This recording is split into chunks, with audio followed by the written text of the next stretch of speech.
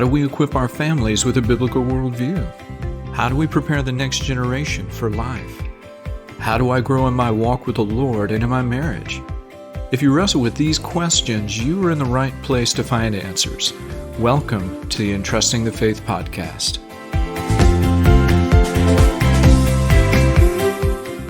Welcome to the Entrusting the Faith podcast. I'm your host, Eric Rutherford, and today I have the opportunity to interview Matthew Bullington. Matthew is the founder of University Ready. He's the director of Discipleship Tutorial here in Murfreesboro, Tennessee. He's a teacher, a writer, conference speaker. It's a great conversation today. But before we start our interview, this episode is brought to you by my book, Leading Well at Home, How Husbands and Fathers Can Biblically Lead Their Families. So have you ever thought, I want to be a godly husband or father, but I don't know where to start?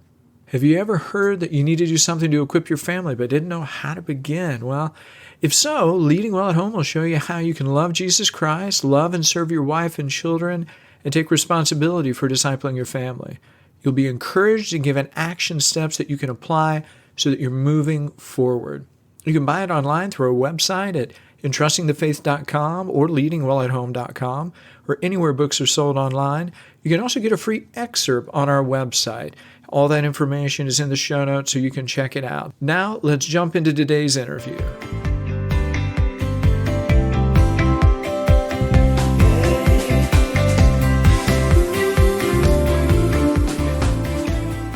Matthew, thank you for joining me on the show today.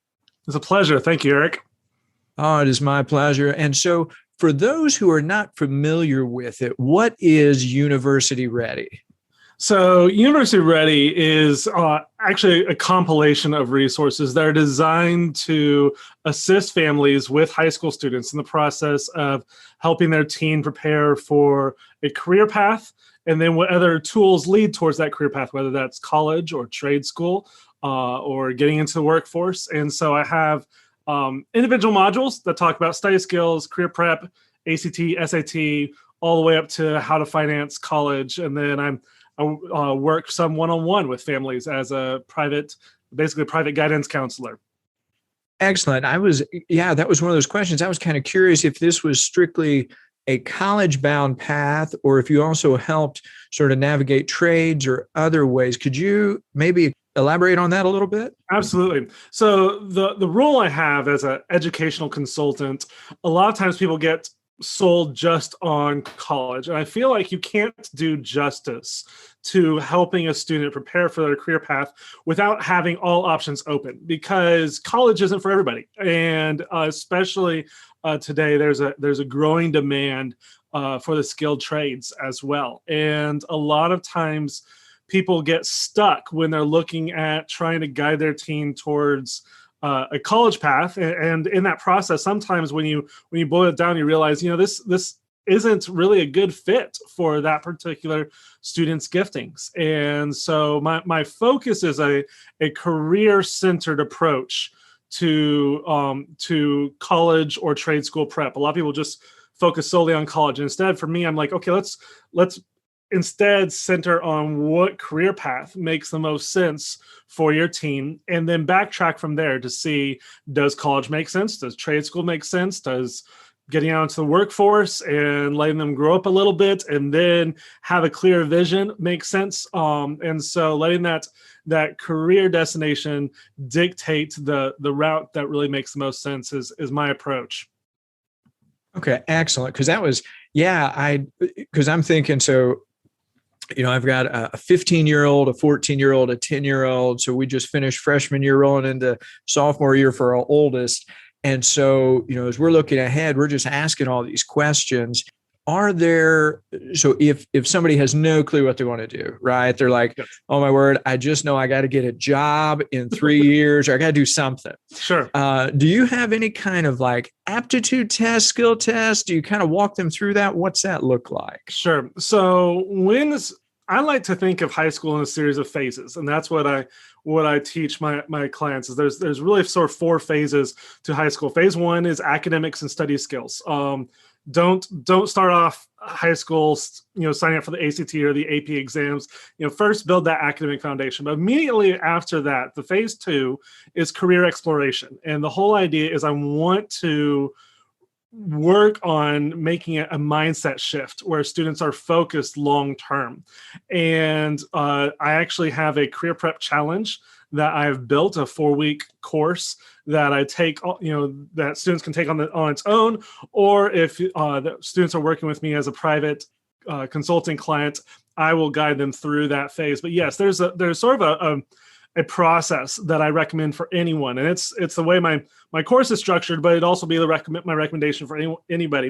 And I start off with personality or strengths testing, and there are a lot of options out there. I have some that I have paid access to for my clients, but if you want to do it on your own, you can do Myers-Briggs, you can do DISC assessment, U-Science, Strengths Finder. There's lots of different tests, but I recommend starting out with some sort of personality testing, and that does a couple things. One is a lot of times the idea of exploring a career path is intimidating to students, and so we shift from what can be sort of a negative perspective of, okay, I don't know what I'm going to do, I have no idea what I'm interested in, to what are your skills? What are your strengths? How has God gifted you individually? And that mindset shift where we're giving a student verbiage to be able to describe their personality is a good starting place for exploring career options.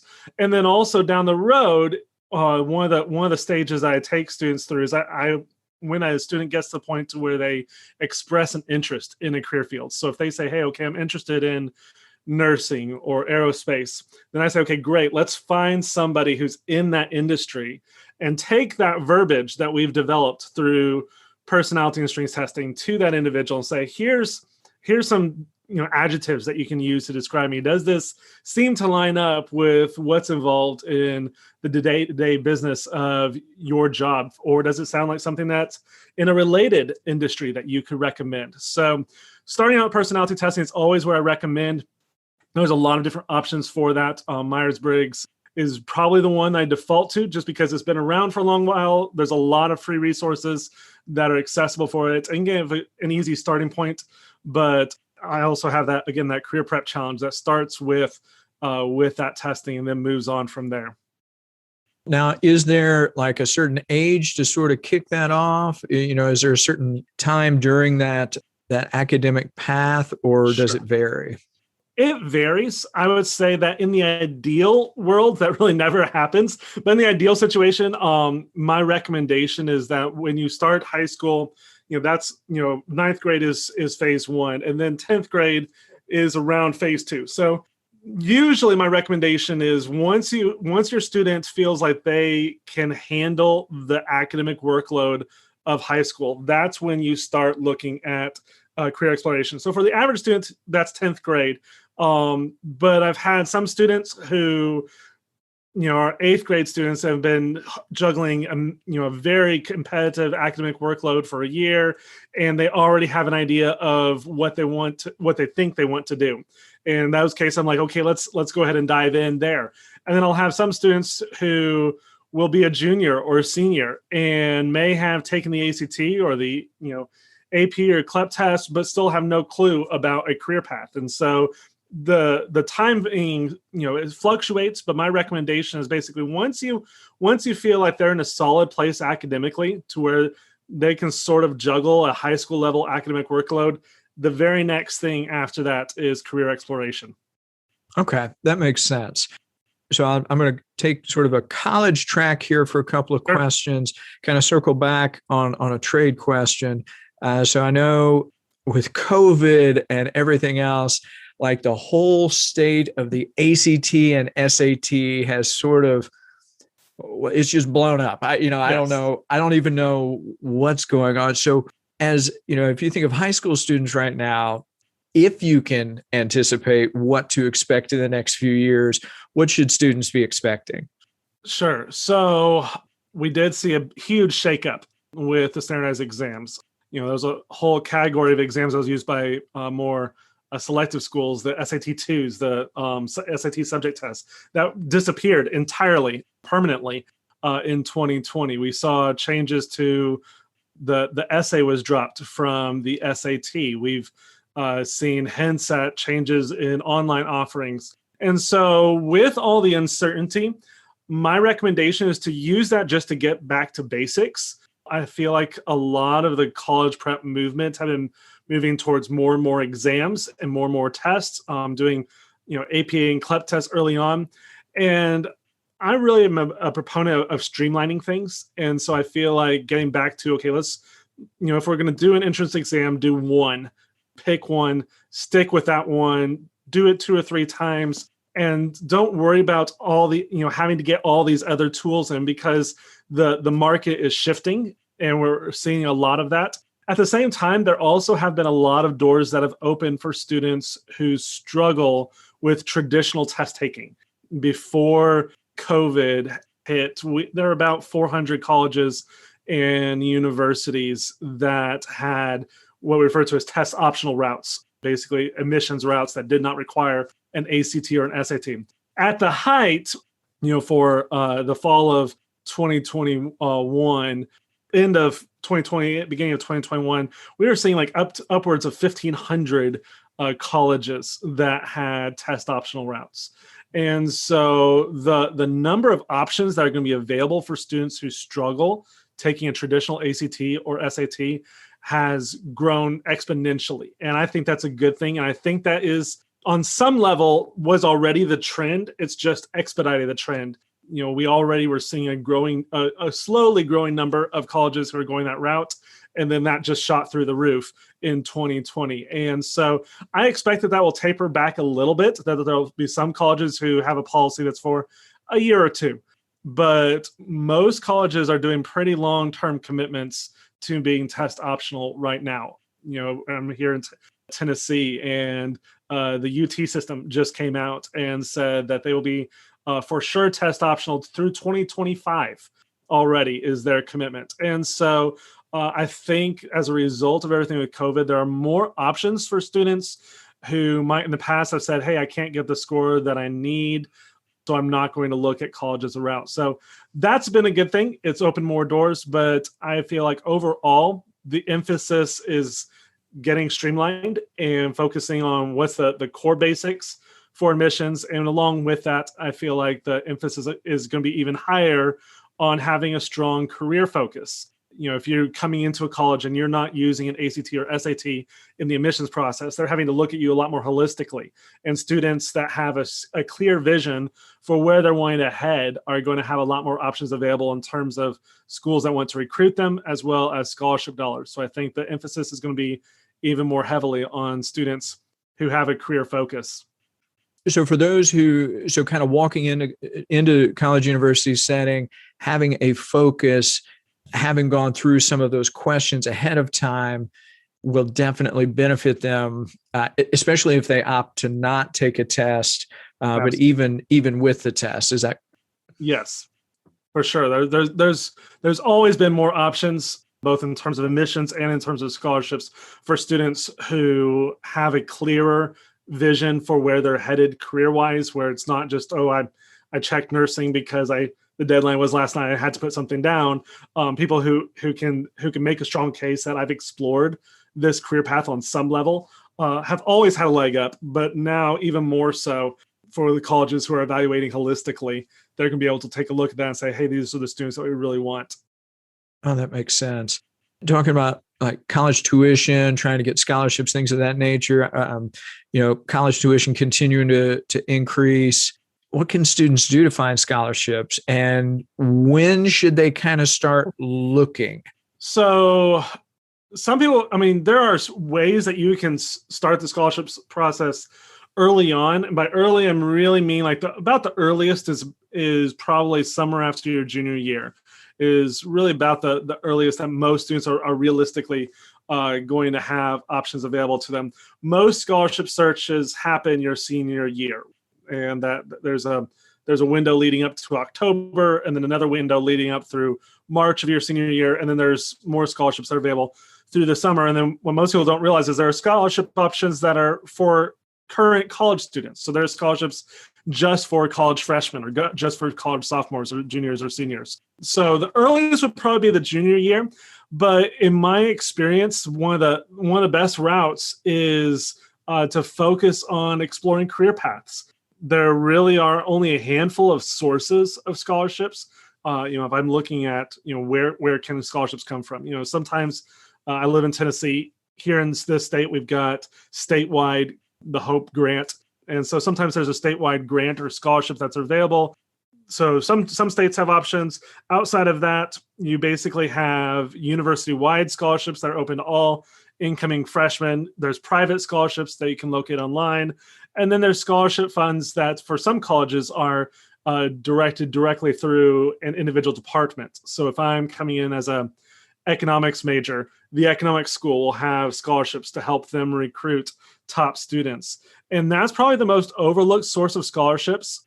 Most people, have heard about these big online scholarship search engines, and that's great. There's lots of dollars out there, but you're going up against a lot of students. Whereas if I'm coming into a college and I'm only going up against students who are in my major, who are applying to that school that year, who took the time to actually explore, economics scholarships, you're going to have the narrowest pool of competition and thus the best chances for those scholarship dollars. And so that's where, that's one of the ways that I was able to earn the scholarships that I received was because I had a clear vision for what I wanted to do career path-wise. I'm going a different route now, not doing that, but by having a clear vision, I had more dollars that are available to me. And so that really is one of the best ways to open up those scholarship opportunities is by having a real clear vision on your career direction.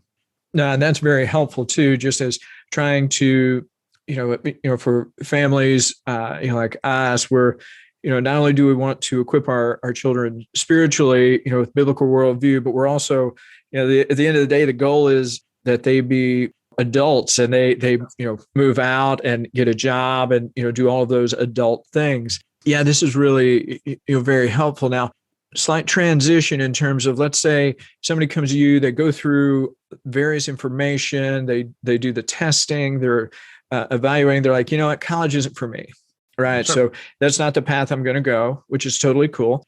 Do you have ways to then connect them to different trade associations, different suggestions? Is that some information you could provide to students you're working with? Sure. So yes, I've had multiple students that I've worked with over the years where when we get right down to it, we say, hey, this, college isn't for everybody. And there's for some, there's actually a little bit of sort of deprogramming that sort of has to happen because they've heard it from school. They've heard it from their peers. They've heard it from, in some cases, parents of, this is the route that we're on. And so sometimes, part of the first part is getting students to embrace that is a viable option. So there's an education process that has to happen with that. But, it's not hard for you to find pretty successful tradespeople right now. The job demand is huge. I had an electrician who came into my house a couple of weeks ago, and he said, hey, if you ever know of anybody, I'm always looking for assistance. And he said, I've got more work than I can possibly keep up with. And I need more help. And I've worked with multiple students who have apprenticed, and it's not always exclusive either. I had one student I worked with a few years ago who wanted to keep some options open for jobs that might require a college degree, but was pretty sure that he wanted to be an electrician. And so he started apprenticing his junior year of high school. And we did personality testing and then started apprenticing. But then he utilized the Tennessee Promise to jump straight into getting an associate's degree. And he got an associate's degree in business here in Tennessee completely free, while also working on his certification as a master electrician. And, by the time he was 20, he had both. He had his associate's degree and was, fully certified as an electrician. A lot of this, again, goes back to career exploration. I feel like career exploration gets even more important for students who are going trade routes, because unlike a traditional college year where you sort of have a couple of flex years where you're getting your general studies out of the way and you can sort of change your mind around a little bit, and it's not going to buck the timeline all that much. With trades, you can get that started, in high school, get working towards a program, but you want to make sure that you have a real clear goal on that. So for the students I've worked with and we're going that route, I definitely say hey, let's really solidify. I go through a process I like to refer to as de-romanticizing jobs. Let's get really realistic about what this career field looks like. But then, yes, once they get through there, if they're like, yes, this is the route I want to go, then whether we're looking at a 2-year trade school or whether we're looking at an apprenticeship program that can lead to a certification, I've got connections for both, and I've had students who've gone both routes before. That's very encouraging to be able to have those options, to understand that you don't have to graduate high school and then go, oh, wow, what do I do now? It's like I got to cleared the first hurdle, and now I'm in the moat, so to speak. Especially just hearing that it's possible to even do apprenticeships or things like that junior year of high school. That's really encouraging. I had no idea, so that's very helpful. One more transition slightly back and just touch base on dual enrollment. So I've heard a lot about that. It seems to have grown in popularity in the last few years. Not only popularity, but I think what is possible. Sure. So if families are thinking about it or they've heard about it, they're like, I don't know if my child should do it. What should they consider, as they're evaluating that? Absolutely. So you're absolutely right that dual enrollment has grown dramatically in terms of its accessibility. There are a lot more colleges that offer dual enrollment programs.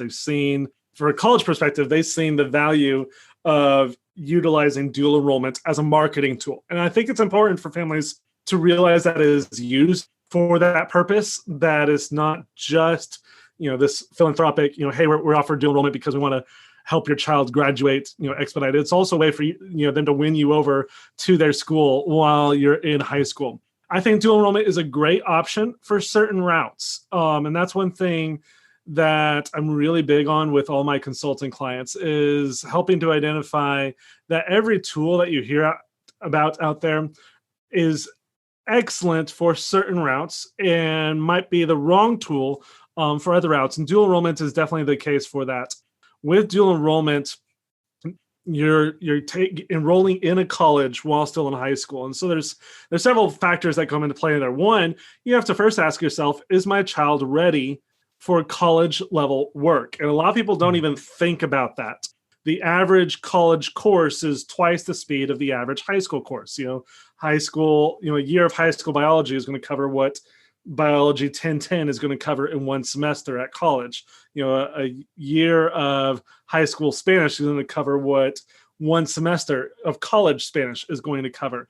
And so you have to ask yourself, is my child ready to do academics at twice the pace?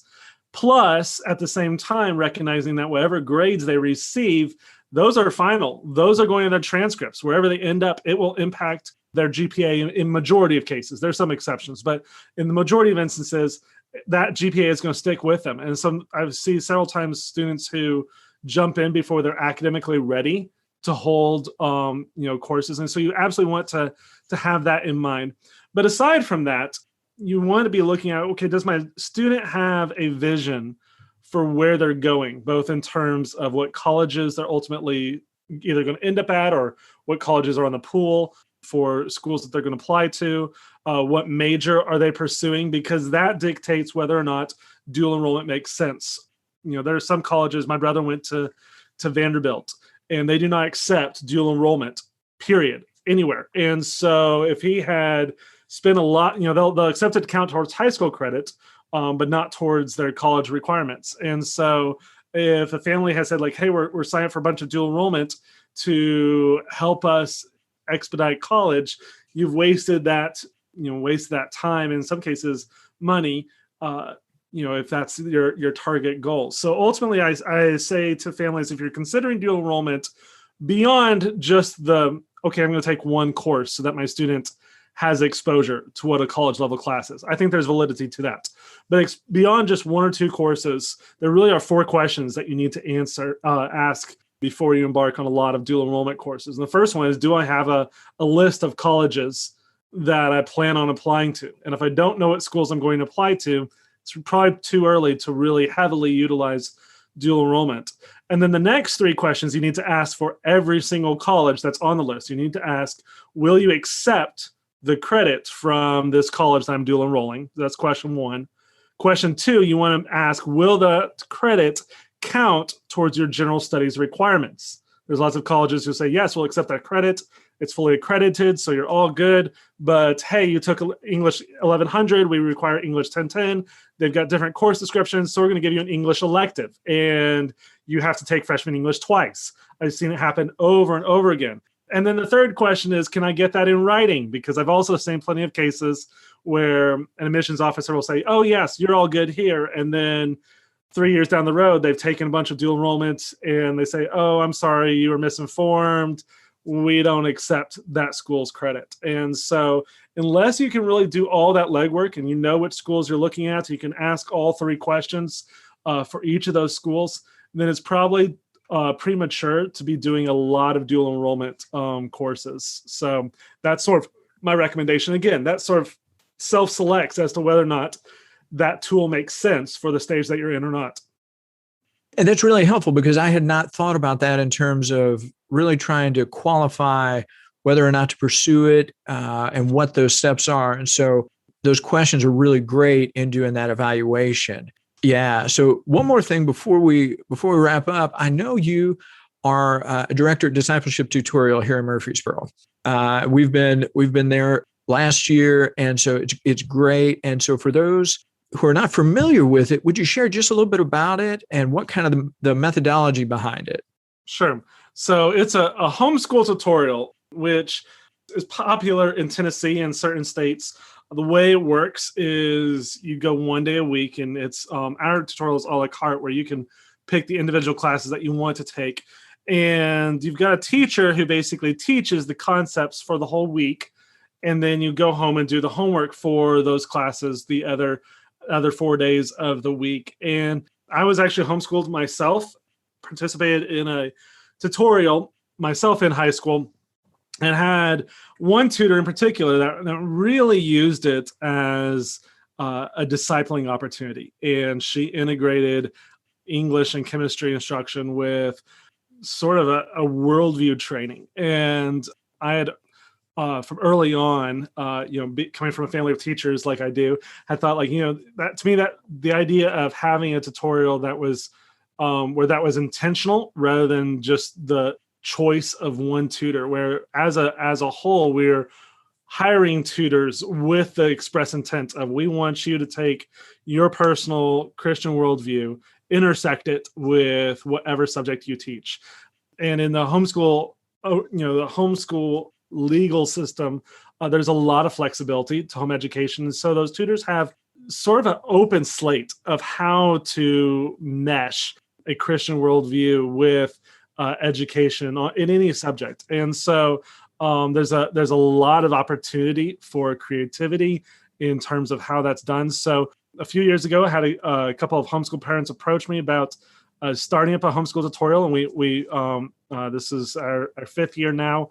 And we basically sort of took the model that I saw one tutor taking in high school and tried to sort of expand that out, where we've got prayer time, we have lunch tables that are designed to help students talk through their faith, but each individual class, we're challenging the tutors to really make the connection between a biblical worldview and each individual subject area. And so it's been exciting to see what God's done with that. It's grown a lot faster than we ever anticipated.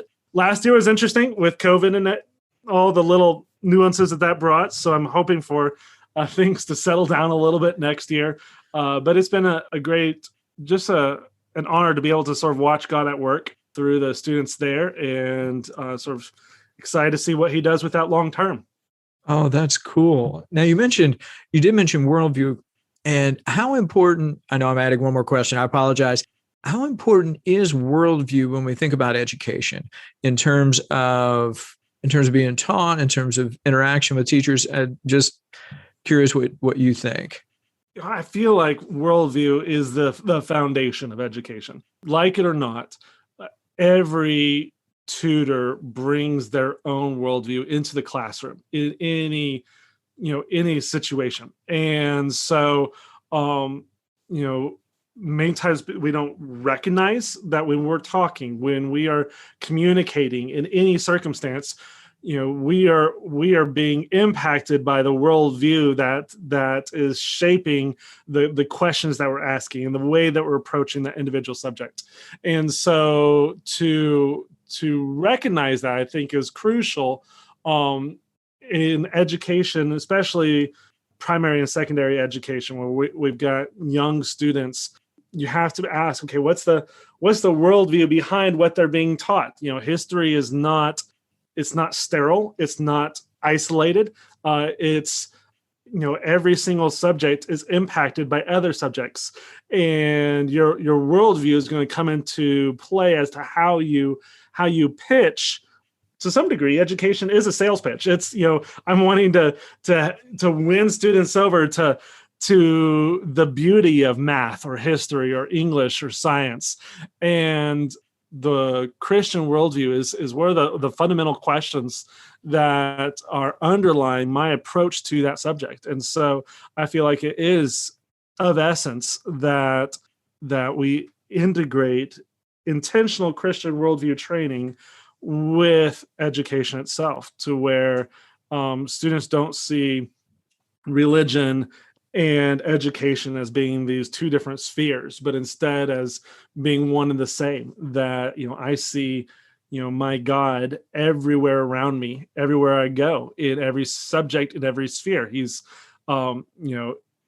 he's, the God of order, and I see that in the field of math. He's the God who created the world, and I see that in the fields of science. He's a God who communicates. He's the Word, and I see that in English and in languages. And so I do feel like it is crucial for the development of students' faith, for them to see that integrated, to where it's not this, okay, I went to Sunday school and then I go about my day the rest of the 6 other days of the week, sort of not, isolated from that worldview. It's all one and the same. And I feel like that's important to recognize.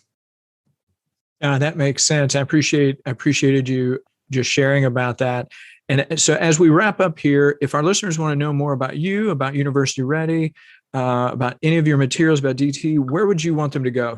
Absolutely. So University Ready, you can go to universityready.com. I have resources on there for the individual challenges. I've got study skills courses, career prep challenges, my ACT and SAT prep courses, and also private one-on-one consulting. And I have an option at a bar at the top of the website where they can schedule a free consultation with me. You can schedule a free 30-minute meeting with me just to talk about your situation and sort of what the next logical step is for your family. If you're homeschooling and you're in the Middle Tennessee area and you want to learn more about Discipleship Tutorial, then you can go to discipleshiptutorial.com, and we have an information page and a page where you can register and learn more about the classes that we offer. Excellent. Well, I will make sure all of that information is in the show notes. So if you're listening, you can check out the website, check out the information, reach out to Matthew about further information. Matthew, thank you so much for joining me today. This has just been really helpful for me. I know it will be for my audience, and just really appreciate your time. Absolutely. Thank you so much for having me. Wow, great conversation with Matthew. Now, one of the things we always need to remember before I sort of sum up the episode is, for families, we are not simply responsible for the spiritual formation of our children, right? We are also responsible to help them take that next step in life. As we help them spiritually, we also need to come alongside them so that they can, take that step into adulthood. And so that's why I really like the information he shared. One of the things he talked about college isn't for everybody. And that's a perfectly true statement. And you can't do justice to a student with a future path if you only look at college. And so I liked how he talked about the career-centered approach to help students find a path that makes the most sense for them, and then kind of backtrack to figure out how to get there. So many things, for the ACT, the SAT, dual enrollment, the 4 questions to ask on dual enrollment was huge.